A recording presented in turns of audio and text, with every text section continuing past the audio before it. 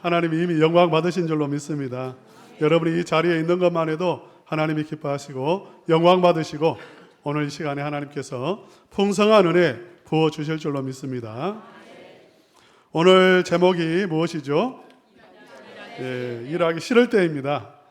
우리 성도님들 일하기 싫을 때 있습니까? 없습니까? 학생 공부하기 싫을 때 있죠? 항상 공부하기 싫나요? 우리 직장 생활하시는 성도님들 직장 가기 싫을 때 있죠?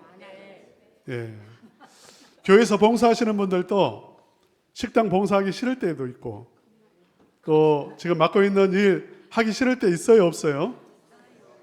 있습니다. 일하기 싫을 때가 솔직히 있어요. 왜 일하기 싫을까요? 피곤하니까. 그래요, 안 그래요? 피곤하셔서 일하기 싫은 분은 별로 없으신 것 같아요. 아니면 내가 일이 너무 이렇게 많으니까 한두 개가 아니잖아요. 집에서 엄마의 일, 아내의 일, 교회에서 집사의 일, 뭐 여러 가지 일을 하고 있습니다. 너무 이렇게 일이 많아요. 또 때로는 그 인간관계, 뭐 상사가 불편하게 한다든지 동료가 힘들게 한다든지 그래서 일하기 싫을 때도 있습니다. 동기가 부족해서 일하기 싫을 때도 있어요. 내가 일을 하면 마땅한 보상이 따라줘야 되는데 그게 되지 않으니까 또 일하기 싫을 때도 있습니다. 너무 이렇게 일이 많고 또 피곤하고 힘들어서 번아웃에 빠질 때도 있고요. 무기력증에 빠질 때도 있습니다. 대부분 이렇게 일하기 싫고 또 일이 많으면 이렇게 다른 돌파구를 찾는데 어떤 쾌락적인 것, 그래서 인터넷에 빠지기도 하고요. 또 이렇게 계속 잠만 자려고 하기도 하고 그렇습니다. 전문가들은 이렇게 조언합니다. 이것은 의지의 문제도 아니고 일하기 싫은 것, 이것이 습관의 문제도 아니고 게으름의 문제도 아니라 지금 당신이 쉬어야 할 때다. 쉬어야 할 때다. 일을 좀 멈춰야 할 때다. 이렇게 말을 합니다. 오늘 본문에 보면 우리 예수님께서 굉장히 정말 너무나 큰 일을 앞두고 있어요. 보통 사람 같으면 이 일을 앞두고 이렇게 감정 조절이 되지 않고 엄청난 스트레스를 받을 것 같아요. 우리 한번 15절 말씀 함께 읽어보겠습니다. 시작. 이르시되 내가 고난을 받기 전에 너희와 함께 이 유월절 먹기를 원하였노라. 이 말씀에 보면 고난 받기 전 이 단어가 나옵니다. 고난을 받기 전. 굉장히 무거운 말이에요. 부담스러운 그러한 말입니다. 특별히 우리 예수님이 고난을 받기 전인데 예수님이 받는 고난은 이 보통 고난이 아닙니다. 체포당하고 조롱을 당하고 재판받고 채찍질 당하고 가시관을 쓰고 십자가에 못 박혀 죽으시는 그런 고난입니다. 채찍질 이 하나만 해도요, 이 보통 정말 무서운 게 아니에요. 그냥 회초리가 아닙니다. 이건 매로 때리는 그 정도가 아니에요. 이 로마 군병이 가지고 있는 이 채찍은 끝에 쇠조각이나 아니면 이렇게 그 뾰족한 물체가 묶여 있습니다. 그래서 그걸 한번 치면 몸이 그냥 피부가 벗겨지고 살이 찢기는 거예요. 제가 설교를 할 때 그러한 내용을 할 때에는 그냥 말하지 않아도 띄워주시면 좋겠어요. 피투성이가 되는 것입니다. 이거 몇 대만 맞아도 웬만하면 그냥 쓰러지고 기절할 정도. 그렇게 아프고 고통스러운 매가 이 채찍이잖아요. 예수님이 당하는 고난은 이 채찍에 온 몸이 찢기는 이런 고난입니다. 거기에다가 가시관만 해도요, 이게 정말 끔찍한 일이잖아요. 가시관을 쓴다는 게. 일반적으로 십자가에 다는 사람은 가시관 씌우지 않습니다. 그런데 예수님께서는 가시관을 쓰셨어요. 패러디한 겁니다. 왕관을 패러디한 거예요. 예수님이 유대인의 왕이라고 했어요. 저기 지금 십자가 위에 이렇게 쓰여져 있는 게 뭐냐면 유대인의 왕이라는 말입니다. 유대인의 왕. 헬라어로, 히브리어로 쓰여 있어요. 그런데 왕이라고 했으면 왕관이 있어야 될 거 아니에요. 그래서 군병들이 조롱하는 의미로 그 주변에 있는 그 가시를 꺾어서 그걸 엮어가지고 관을 만들어서 머리에 자, 네가 왕이라고 했으니 왕관 써라 하고 씌운 거예요. 가시가 머리에 박히고 이렇게 찌르는 거잖아요. 머리에는 온 신경이 집중되어 있습니다. 그러니까 그걸 찌를 때에 그 고통이라고 하는 것은 이루 말할 수가 없는 것입니다. 예수님이 당하는 고난이에요. 뿐만 아니라 예수님은 자기의 십자가를 자기가 지고 골고다까지 올라가셔서 그 십자가에 못이 박혀서 달리셨습니다. 여러분, 이 못 박혀서 십자가에 달려 있다는 것, 이건 고통이 계속 누적이 되는 거죠. 끝나는 고통이 아닙니다, 이게. 이게 무서운 거예요. 가장 끔찍한 형벌이 십자가 형벌이에요. 우리도 막 생각만 해도 무서운 그런 처형법이 있잖아요. 그러나 대개는 단시간에 끝납니다. 시간이 짧아요. 그런데 십자가는 그 고통이 수시간, 때로는 수일 지속되는 것입니다. 몸이 달려있으니 이렇게 못 박힌 그 손이 찢어질 거 아니에요. 여러분, 우리가 두 손으로 철봉에 매달려 있는 것만 해도 1분 매달려 있기가 쉽지가 않아요. 근데 온 몸이 매달려서 거기에서 고통을 당한단 말이에요. 인간으로서 가장 감당하기 어려운 그 형벌이 이 십자가의 형벌입니다. 더 나아가서 이 십자가의 육체적인 고통만 있는 게 아니라 하나님으로부터 모든 저주를 받고 죄 없으신 분이 죄를 담당하시고 저주를 받으시고 하나님과의 관계가 끊어지는 영적인 고통은 이 육체의 고통에 비하면 또 아무것도 아니에요. 영적으로 암흑, 지옥을 경험하는 것이고 육적으로도 마찬가지예요. 이 무서운 형벌을 앞에 두고 있는 것입니다. 고난, 어떻게 보면 일이죠. 예수님이 해야 될 일, 십자가 지는 일, 채찍에 맞는 일, 면류관을, 이 가시관을 쓰는 일, 이건 정말 생각만 해도 무섭습니다.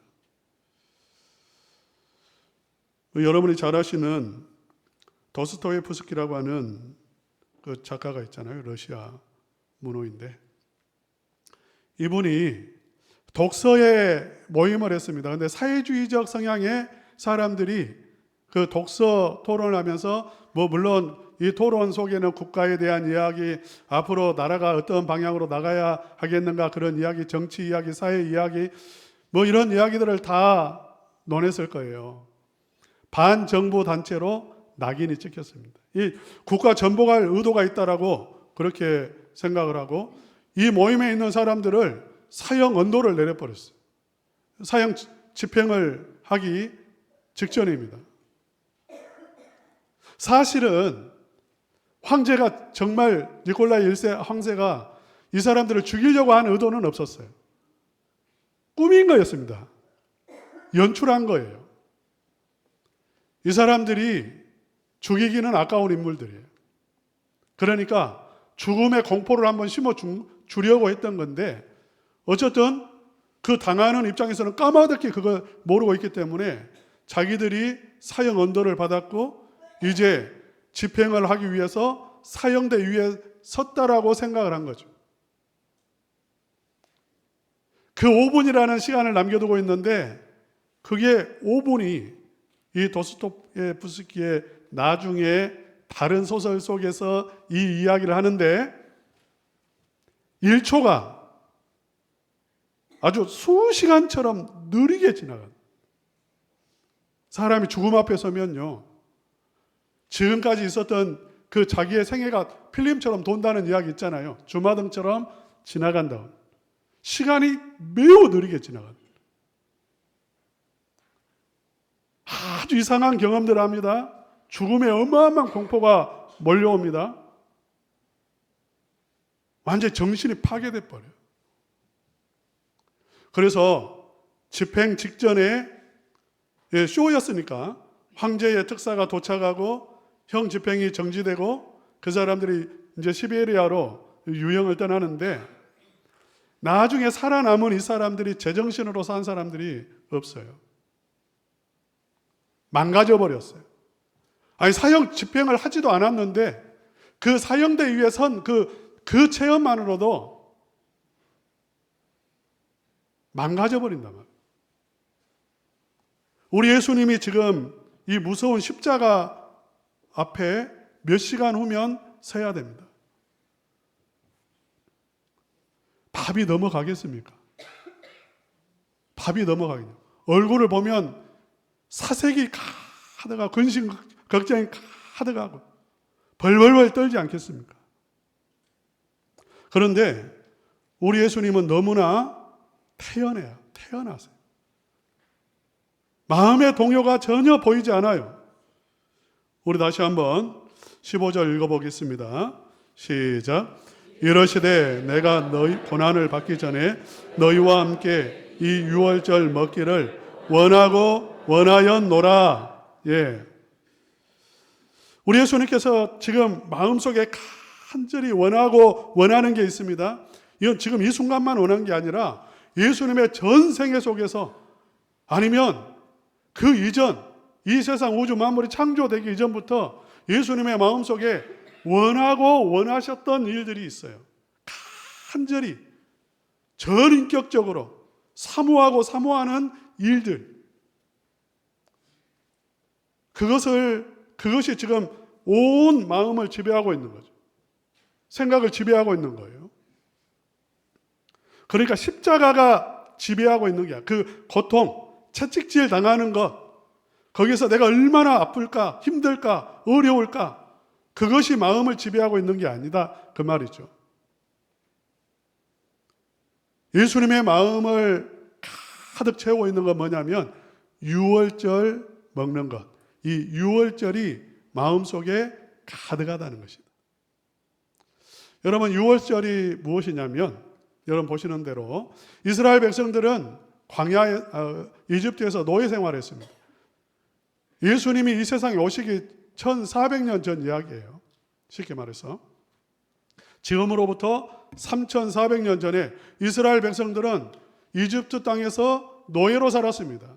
비참했습니다. 짐승만 못했습니다. 그때 하나님께서 구원하시죠. 하나님이 구원하시는 방법은 무엇이냐면 어린 양의 피를 문 지방 좌우 설주에 바르도록 한 것이었습니다.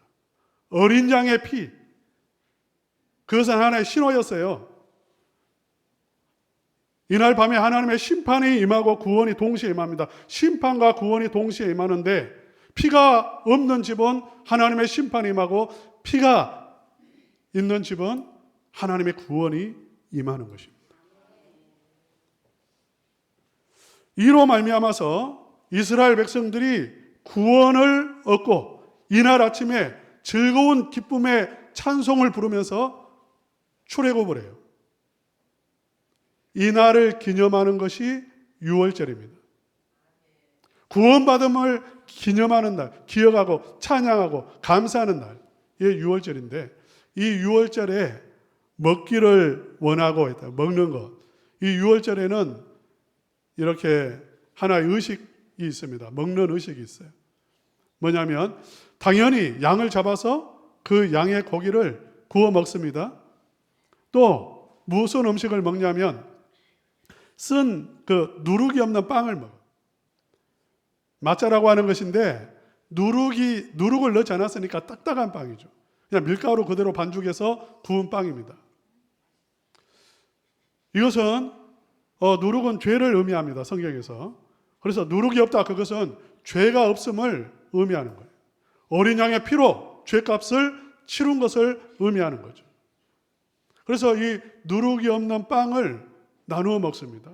그다음 쓴나물을 먹고, 성경에는 나와 있지 않지만 후대에 전통이 하나 추가되었는데 포도주를 마시는 거예요.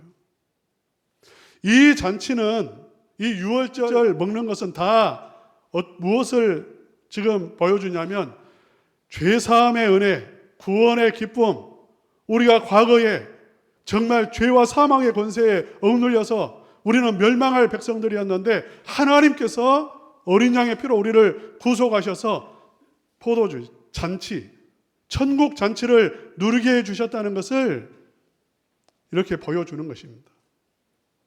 그러니까 우리 예수님께서 유월절 먹기를 원하고 원하셨다 하는 이 말씀은 무엇을 지금 보여주냐면 예수님이 십자가를 통해서 구원의 기쁨이 제자들에게로, 모든 백성들에게로 흘러가서 그 기쁨을 누리고 맛보고 체험하고 그 가운데서 하나의 공동체, 서로 이제 떡을 떼는, 예수님의 몸을 함께 떼는 거룩한 공동체, 그것이 회복되어질 것을 원하고 원하시고 바라고 바라신다는 것입니다. 할렐루야. 예수님은 고난 너머를 바라보고 계세요. 힘든 일입니다. 십자가를 지는 일은 이 세상에서 가장 어려운 일이에요. 그러나 우리 예수님은 포기하지 않았습니다. 도망가지 않았습니다. 무기력감에 빠지지 않았습니다. 번아웃 되지 않았어요. 예수님은 그 너머를 바라보시고 그걸 열망하고 계시면서 십자가 앞으로 나아가는 것입니다. 할렐루야. 사랑하는 성도 여러분, 우리가 이렇게 주님을 섬길 때에 참 일이 많습니다. 일하기 싫을 때도 있어요. 우리 예수님에게서 몇 가지 우리가 배울 점이 있습니다.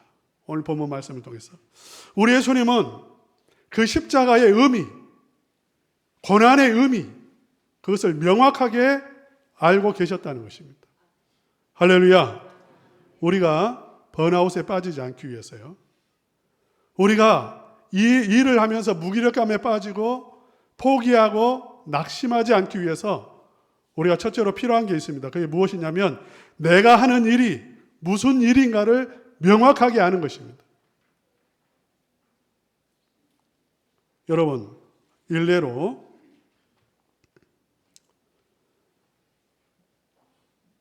전도를 한번 예를 들어보겠습니다. 전도 쉽지 않습니다. 너무 힘들어요. 그래서 지금 이 시대에 전도하는 교회가 많지 않습니다. 전도하는 성도들이 많지 않습니다. 전도를 내려놓고 있어요.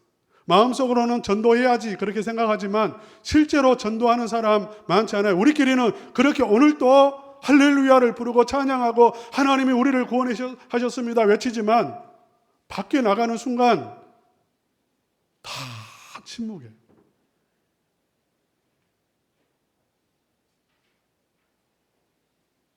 힘들기 때문이죠. 수치를 당하기 때문이죠. 예수님이 십자가를 당하는 그 수치만큼은 아니지만 비난도 당하고 어렵습니다. 상대방의 반응이 차갑습니다. 안 하는 거예요. 전도가 무엇인가를 우리는 생각을 해야 돼요. 전도하는 목적이 무엇인지, 전도의 의미가 무엇인지, 전도의 결과가 무엇인지. 여러분, 전도라는 것은요, 예를 들어서 이런 겁니다. 지금 우리가 이렇게 모르지만 지금 이 자리가 유황불이 떨어지는 자리라고 한번 생각해 보세요. 곧 불이 떨어지기 임박했어요. 그러면 여기에서 가만히 있을 사람 누구 있습니까? 빨리 나가자라고 외치지 않겠습니까? 끄집어내지 않겠습니까? 이와 같이 영원한 심판의 진노, 하나님의 진노가 떨어져서, 불이 떨어져서 이 세상에 멸망할, 불탈 것이고 영원한 불 속에 들어갈 그 영혼들을 끄집어내는 것이 전도예요. 그래서 하나님의 나라로 인도하는 것입니다. 이 일을 하면 그 사람이 예수님의 은혜를 힘입어서 그 은혜를 받아서 죄사함의 기쁨을 누리고 하나님 나라를 누리고 하나님께 영광 올려드리고 영원토록 고마워할 거예요.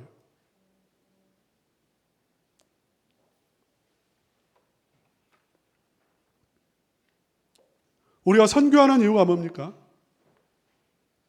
단기 선교팀 가는 이유가 뭡니까? 마찬가지죠. 우리는 불을 밝히러 가는 것입니다. 복음의 등을 가지고 그 어두운 곳에 우리가 가는 거예요. 우리 한 사람 한 사람이 빛이에요. 가는 것만 해도 하나님의 역사예요. 힘들고 어렵죠. 두렵습니다. 어린애도 가니까 잊어버리면 어떻게 되나 뭐 이런 염려도 있어요. 그러나 이 선교라고 하는 것, 복음을 들고 간다는 것, 우리가 간다는 것, 이거 엄청난 의미가 있는 거죠.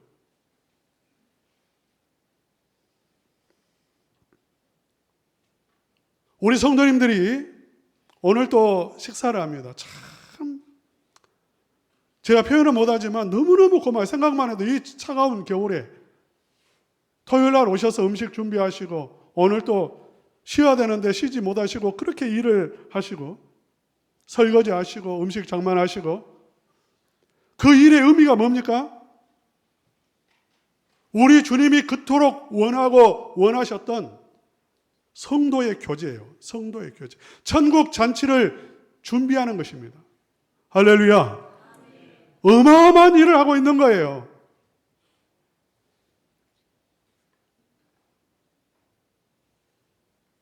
우리는 교회 안에서 내가 하고 있는 일 하나하나가 그것이 어떤 의미를 가져 단순히 반찬 만드는 거 아니에요. 그냥 성도들 입에 음식 들어가는 그 정도가 아니에요. 하나님이 그토록 원하시는 일이고 예수님이 원하고 원하셨던 일들인 것입니다.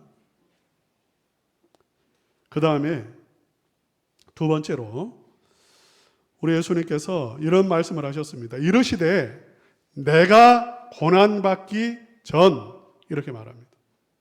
내가 이렇게 말하고 있어요. 우리 예수님은 자신의 사명이 무엇인지를 명확하게 알고 계세요. 내가 받아야 할 고난 이렇게 말씀하신 것입니다. 이것은 하나님께서 원하시고 원하시는 일이죠. 하나님이 특별히 나를 사랑하셔서 나에게 은혜 주셔서 나에게 이 사명 맡겨주셨다라고 하는 감사가 있고 감동이 있고 기쁨이 있어요. 할렐루야. 사랑하는 성도 여러분,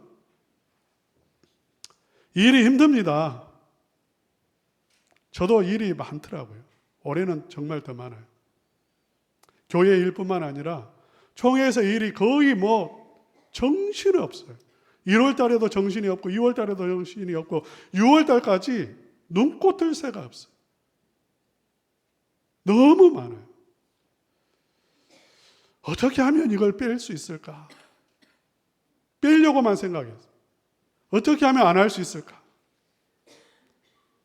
그런데 하나님이 이런 감동을 주시더라고요. 이게 너의 축복이라는 것입니다. 무엇이라고요? 축복이라는 것입니다. 하나님이 영화롭게 해주시기 위해서요.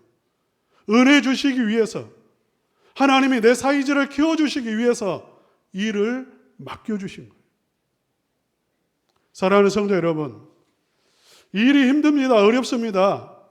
그러나 하나님께서 여러분 사랑하셔서 일을 맡겨주신 줄로 믿습니다. 아멘이 적어요. 저 보세요. 다 일 안 하시는 분들 저도 보세요. 하나님이 사랑하시는 사람에게, 따라서 합시다. 하나님이 사랑하는 사람에게 일을 주십니다. 믿습니까? 예.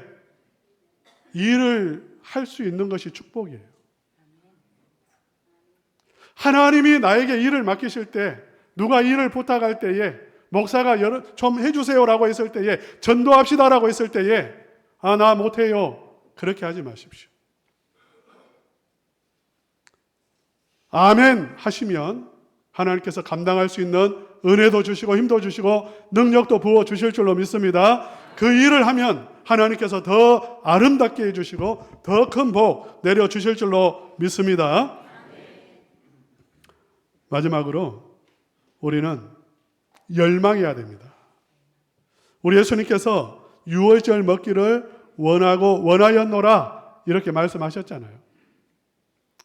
우리도 주의 일을 할 때에 무엇을 열망해야 되는가? 그 일을 넘어서 그 일을 통해서 맺어지게 될 하나님의 은혜와 축복의 열매들을 열망하고 열망해야 할 줄로 믿습니다. 예. 우리 단기 선교팀이 가는데요. 우리 선교팀 가면 이렇게 날씨가 얼마나 더울까, 힘들까, 물은 뭐 어떨까, 어려운 일 만나면 어떻게 할까, 이런 염려하실 수 있어요. 특별히 초1 아이를 보내는 우리 부모님, 우리 애 잃어버리면 어떻게 되지? 저한테 신신당부를 하시더라고요. 우리 애 좀 챙겨주세요. 여러분, 그런 것을 묵상하기보다는 하나님이 우리 단기 선교팀을 통해서 이루어 가실 일을 기대하시기를 바랍니다. 귀신이 떠나갈 것을 기대하십시오. 악한 영들이 물러갈 것을 기대하십시오. 기적이 일어날 것을 기대하시기를 바랍니다. 음식을 준비하실 때도 마찬가지. 지금 작은 한 가지 예를 들어서 말하는 것입니다. 음식을 준비할 때에도 내일 우리 교회 천국의 잔치가 열릴 것을 기대하시고 성도들이 이 음식을 나누면서 함께 하나님 안에서 기쁨의 교제를 나눌 것을 기대하시기를 바랍니다.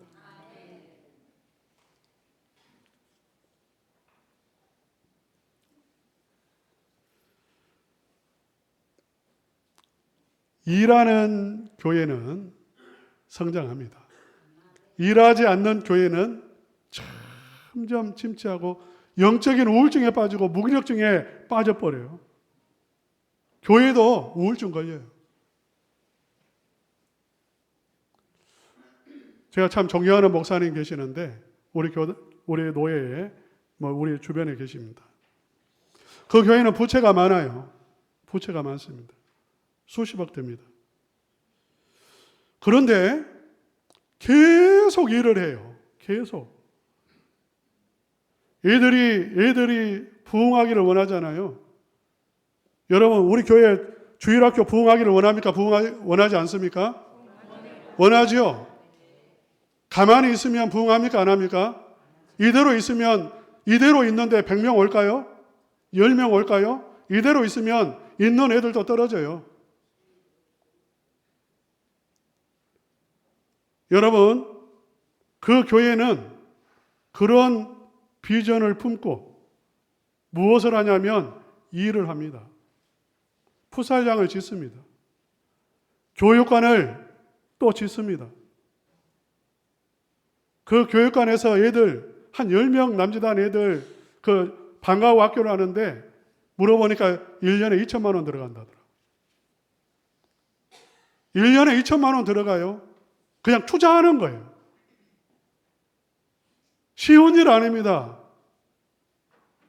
힘든 일이에요. 힘든 일. 그 애들 돌봐야지. 밥 먹여야지. 공부 가르쳐야지. 그런데 일을 해요. 청년들 보니까 청년들 이렇게 대학생이 자기 그룹 애들 이렇게 관리하는데 한 4명 정도 리더를 세워가지고 월 100만 원씩을 주더라. 교역자가 아니에요. 그런데 100만 원씩을 줘요. 그래서 일하게 만드는 거죠. 무엇을 바라보냐면 일은 힘들고 많은 재정도 투입이 되지만 이걸 통해서 무엇이 이루어지는 것을 바라보냐면 어린 자녀들이 자라나는 그 비전으로 가득 차 있기 때문에 할 수 있는 일들입니다. 생각만 하는 게 아니라요. 우리 첨다은영광교회는 우리 주님이 기뻐하시는 일이라면 힘들어도 부담이 돼도 어려워도 아멘하고 순종하며 그 일을 붙잡는 교회가 되기를 소망합니다. 우리 모든 성도님들이 정말 우리 예수님이 원하고 원하셨던 그 일들 미루지 않고 포기하지 않고 내가 그 일들 감당하겠습니다. 그렇게 고백하면서 2026년도 축복하는 일, 전도하는 일, 기도하는 일, 섬기는 일, 봉사하는 일에 힘쓰는 우리 교회 되어져서 연말에 많은 열매들이 맺어지는 그러한 놀라운 하나님의 기적을 경험하기를 우리 예수님의 이름으로 축복합니다.